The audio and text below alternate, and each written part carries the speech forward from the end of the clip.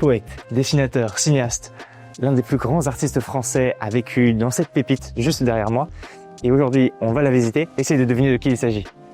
Ami avec les plus grands montants, Coco Chanel, Louis Armstrong, Picasso, je ne reçois pourtant que les plus intimes chez moi. Édith Piaf par exemple. Il faut dire qu'ici, à Milly-la-Forêt, j'ai trouvé la chose la plus rare au monde. Un cadre, un havre de paix accueillant où je peux exercer mes arts librement.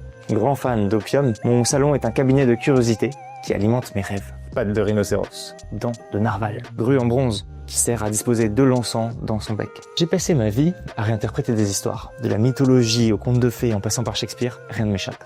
La Belle et la Bête est mon grand film. Et j'ai placé moi-même ici cet élément du décor. Homosexuel, j'ai une relation publique avec un des acteurs les plus connus de mon temps. Je suis fou amoureux, au point que je dis de lui que je ne l'ai pas connu, mais reconnu. C'est bon, tu l'as? Je suis Jean Cocteau.